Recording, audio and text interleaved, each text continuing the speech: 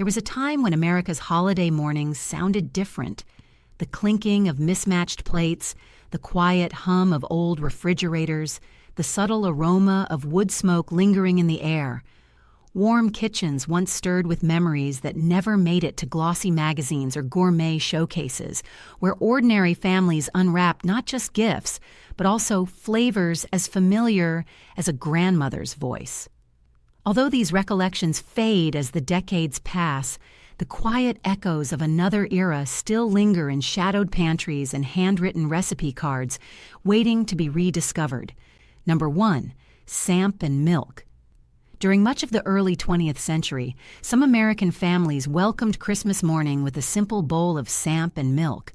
Samp, a coarsely ground and partially hulled corn, had roots extending back through generations who prized hearty, filling breakfasts that were easy to prepare from stored staples.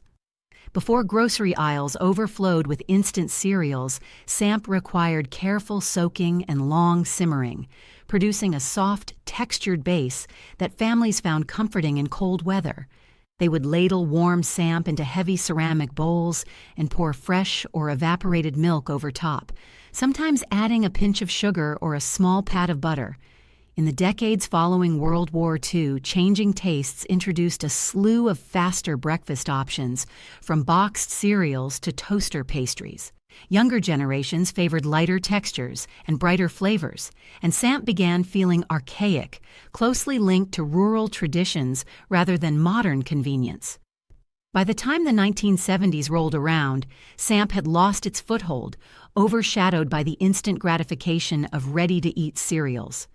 As home cooks no longer bothered soaking the gritty corn overnight, and supermarkets stopped prioritizing bulk bins of such staples, samp and milk slowly disappeared from Christmas tables, leaving behind only faint memories in older recipe collections and faded pantry notebooks. Number 2, maple dumplings. For families who cherished the sweetness of the season, maple dumplings once symbolized a comforting holiday treat. These were simple dough balls simmered gently in a maple syrup-infused liquid, producing pillowy bites that turned dense winter mornings into something special. In the 1930s and 1940s, when refined sweeteners were limited and maple products still felt like seasonal luxuries, maple dumplings garnered respect as a festive indulgence. Advertisements occasionally spotlighted local maple producers, while community cookbooks praised the simplicity of the recipe: just flour, a bit of leavening, and plenty of rich syrup. Yet as the mid-century decades progressed, industrial corn syrups and processed sugars became cheaper, while ready-made pastries overshadowed the humble dumpling. Younger shoppers gravitated toward modern bakery items, novelty cereals, and packaged donuts. The delicate process of simmering dumplings and carefully maintaining consistency fell out of step with the efficient push-button breakfasts of the 1960s and 1970s. Before long, maple dumplings transformed from a charming holiday memory into an artifact of culinary history. By the 1980s, almost no mainstream source mentioned them, as new generations never learned the technique from their parents or grandparents. With no commercial brand championing their revival, the once beloved maple dumplings sank into obscurity, remembered only in fragments of older culinary texts. Number 3, rye mush. Rye mush once occupied a curious niche in holiday breakfasts, often prepared by boiling ground rye until it thickened, then sometimes slicing and frying the cooled mush. It stood as a robust winter dish that soaked up butter and molasses. During the early 20th century, especially in certain northeastern and midwestern communities, rye was an abundant grain with a distinctive flavor profile that home cooks revered for its hearty qualities. On Christmas morning, a bowl of rye mush offered a sustaining warmth before a busy day of visiting relatives and exchanging gifts. However, as white flour and refined cereals rose to dominance through the 1950s and 1960s, the slightly bitter edge of rye no longer matched evolving palates. The complexity of its preparation, requiring time, stirring, and careful handling, did not mesh well with the convenience-driven era that followed. By the time supermarket shelves overflowed with instant oats and sugary flakes in the 1970s, rye mush had lost its position.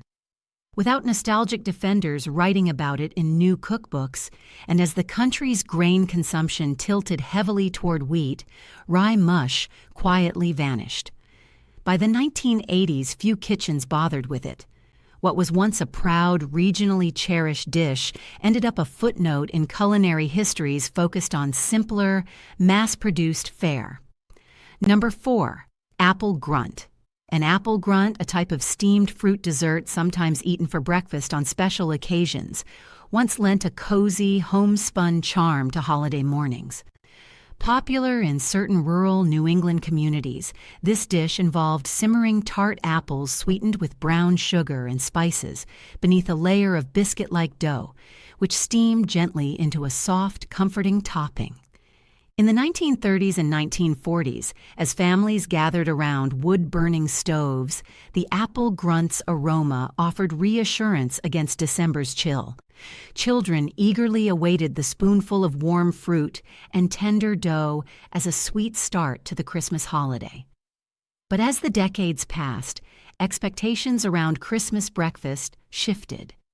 The rise of packaged cinnamon rolls, quick breads, and toaster strudels in the 1960s and 1970s made the slow, careful preparation of apple grunt seem cumbersome. Additionally, the booming availability of fresh produce year-round turned cooked fruit desserts into less remarkable treats. By the 1980s, apple grunt failed to surface in modern kitchens. The younger generation, unfamiliar with the name and process, never rediscovered it. Slowly, the quaint grunt retreated into old family recipe boxes and regional folklore, overshadowed by uniform bakery products and commercial sweets that required less time and skill. Number 5. Boston fish cakes. A relic of coastal traditions. Boston fish cakes once appeared on Christmas breakfast tables in maritime-influenced households, made from salted cod or other white fish mashed with potatoes, onions, and seasonings, then shaped into small patties and fried. These savory cakes offered protein at a time when meat could be scarce. Early in the 20th century, numerous families along the eastern seaboard included these simple cakes on holiday mornings to honor local maritime heritage. They paired well with strong coffee and hearty bread, sustaining people through a day filled with gatherings. Over time, as refrigeration improved and fresh meats became more affordable and widely available, the reliance on salted fish for special occasions declined. By the 1950s and 1960s, cereals and sweet pastries replaced older, more labor-intensive traditions. Younger generations, now accustomed to more standardized breakfast offerings, found the scent of salted fish early in the morning less appealing.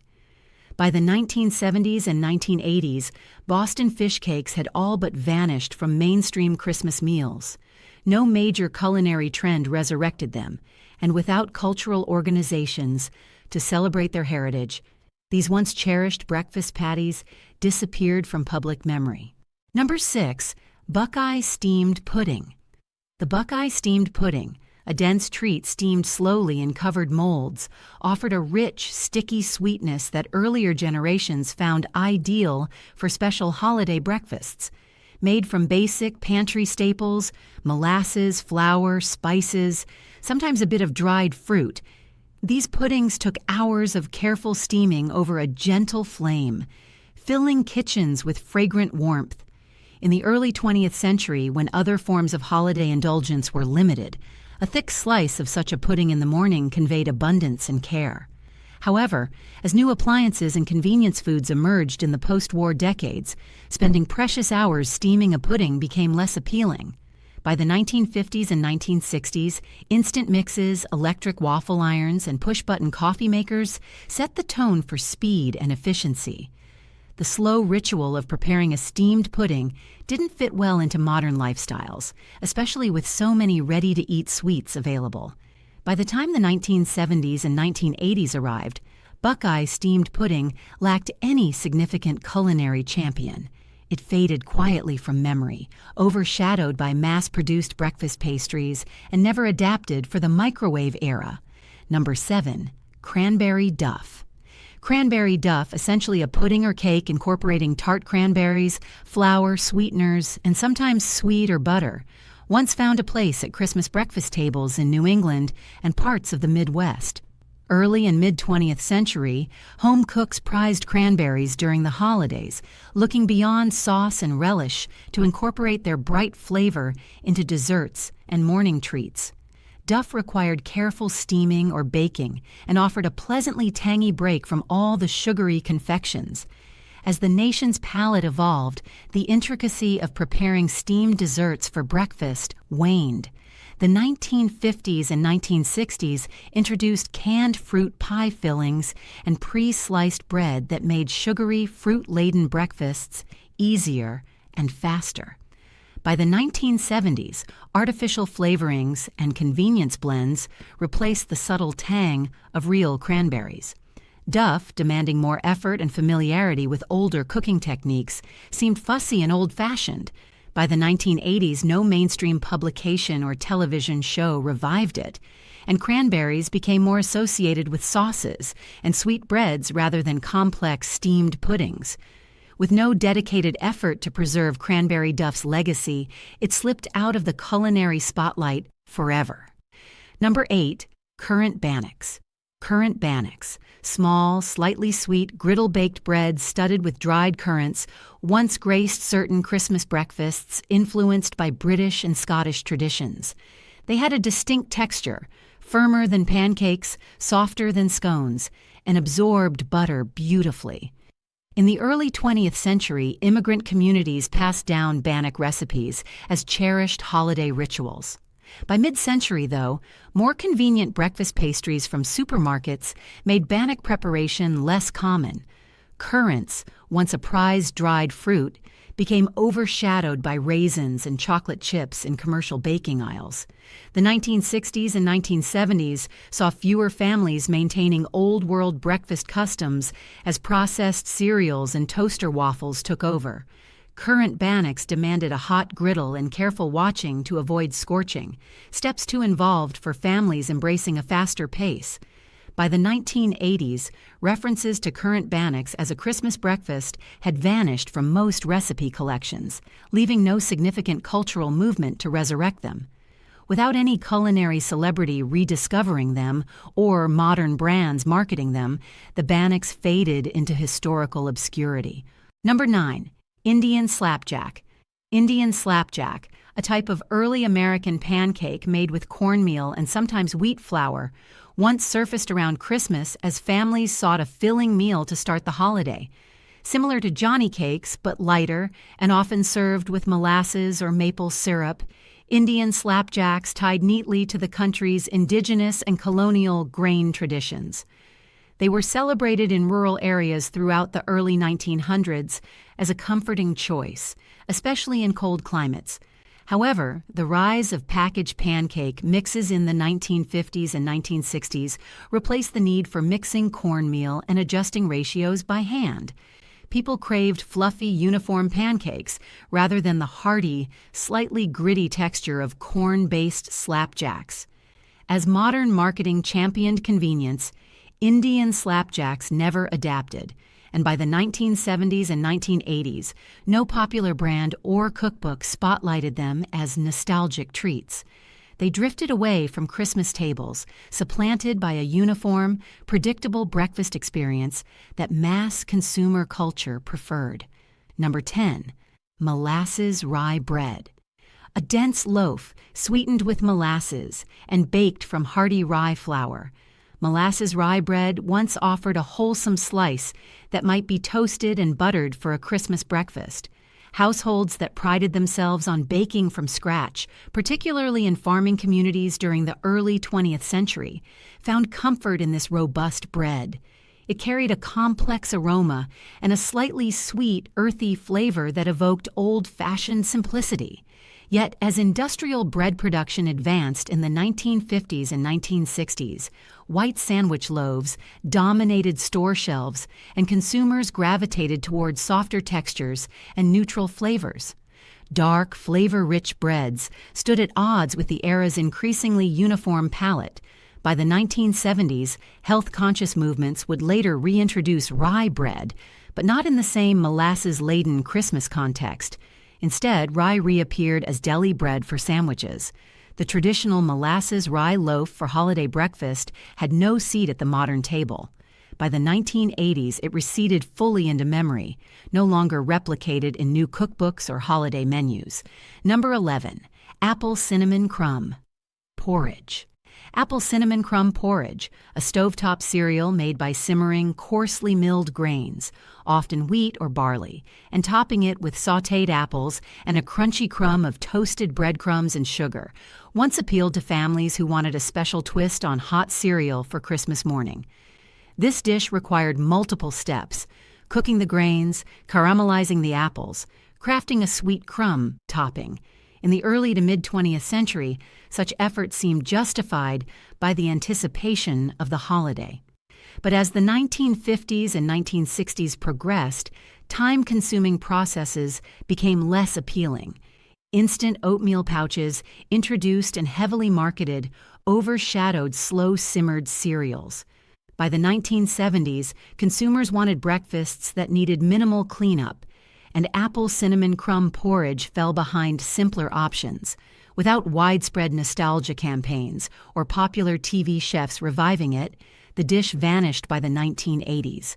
Younger generations never knew of its existence, and it slipped silently from holiday traditions. Number 12. Spiced rice Johnny cakes. Spiced rice Johnny cakes, pancakes made from ground rice flour blended with warming spices like nutmeg and mace, served as a delicate holiday specialty in certain communities. Early 20th century homemakers looking to differentiate Christmas breakfast from every other day's routine found these lightly sweetened cakes a delightful solution. They offered a gentle crunch from the rice and a fragrant aroma from the spices. As the decades advanced, though, standard wheat pancakes laced with artificial syrups took precedence. By the 1950s and 1960s, the uniformity of processed pancake mixes overshadowed the uniqueness of rice flour. Spices, once considered exotic, became commonplace. But the labor-intensive approach of milling or sourcing special flours did not survive the push towards convenience. With no iconic cookbook or personality championing them, in the 1970s and 1980s, spiced rice Johnny cakes disappeared, leaving only faint mentions in regional culinary histories. Number 13. Caraway seed buns. Caraway seed buns, slightly sweet and yeast-raised rolls flecked with aromatic caraway seeds, had a small but devoted following in certain immigrant communities celebrating Christmas morning. Their gentle crunch and subtle savory note complemented butter and honey, providing a fragrant option that stood apart from the typical breads. Early in the 20th century, family gatherings passed down the tradition of baking these buns, teaching younger generations how to handle yeast and measure spices by feel. As mid-century modernity took hold, however, the peculiar flavor of caraway seemed old-fashioned. The 1950s and 1960s ushered in an era of mass-produced pastries and pre-sliced loaves, marginalizing distinctive seed breads. By the 1970s, fewer bakers bothered with time-consuming artisanal methods at home.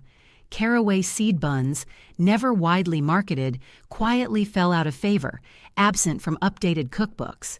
By the 1980s, they had vanished entirely, overshadowed by simpler, more universally appealing breakfast breads. Number 14. Nestle Road pudding. Nestle Road pudding, originally a 19th century dessert of chestnuts, dried fruits, and liqueur, adapted by some families into a Christmas morning indulgence, required complicated preparation and specialized ingredients. It often involved simmering and pureeing chestnuts, folding in candied cherries, and gently freezing or chilling the mixture. In the early 20th century, those who prepared it for breakfast symbolized an old-world elegance and a willingness to invest hours in holiday cooking. However, the difficulty of sourcing chestnuts and quality candied fruits increased after World War II. The 1950s and 1960s saw an explosion of simpler desserts, while breakfast demanded quick preparations. Nesselrode pudding struggled to fit into evolving meal patterns, as fewer people had the patience for elaborate morning confections. By the 1970s, it was mostly gone from everyday discourse.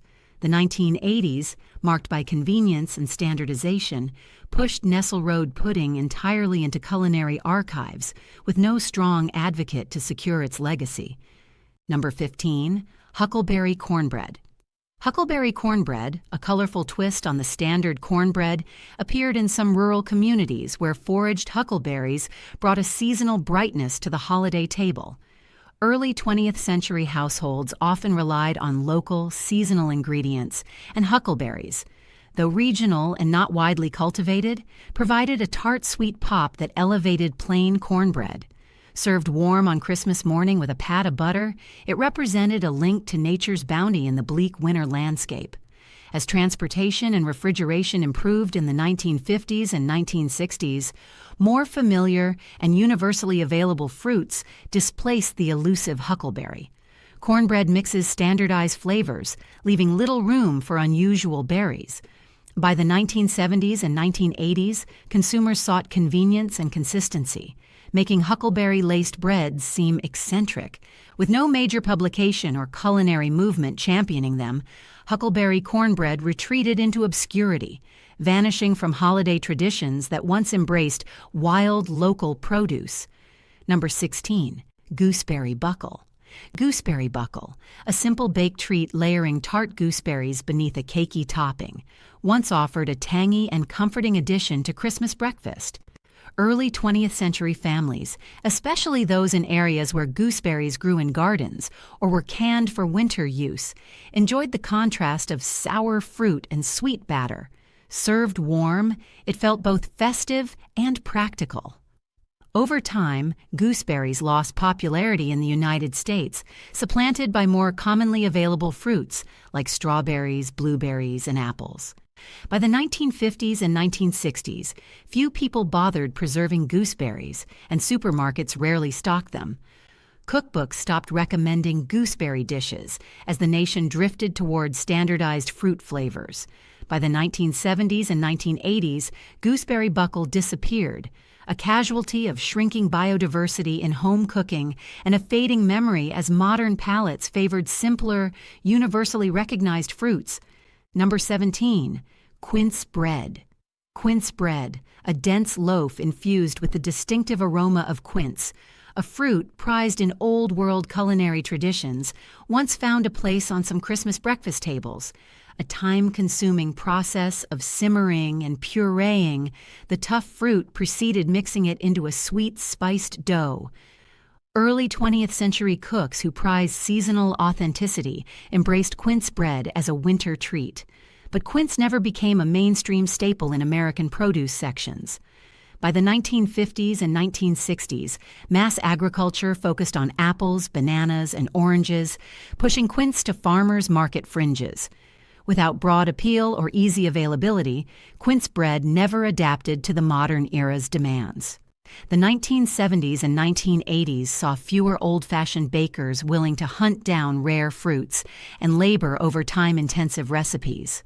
Quince bread simply fell out of fashion, leaving no footprint in contemporary holiday spreads.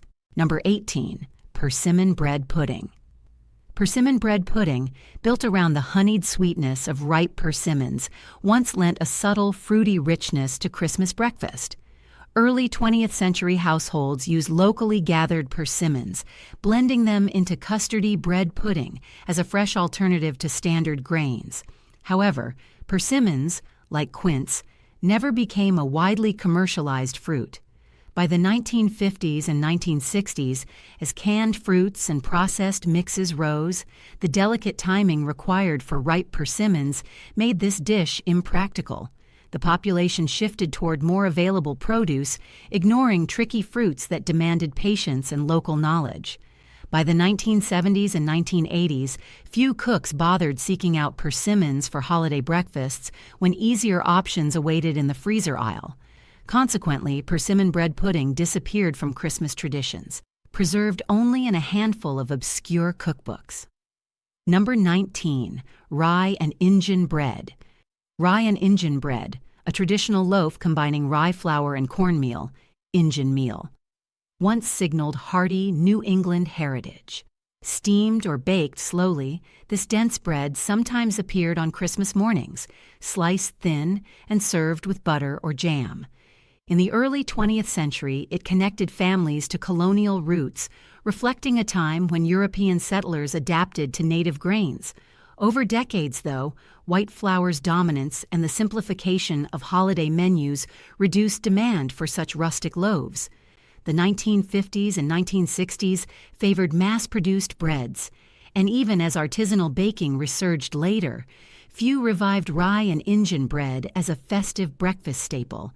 The name itself, with antiquated language, fell out of cultural favor. By the 1970s and 1980s, no one championed this historical bread, and it slipped away quietly, existing only in scholarly references to colonial cuisine. Number 20. Maple snow cream.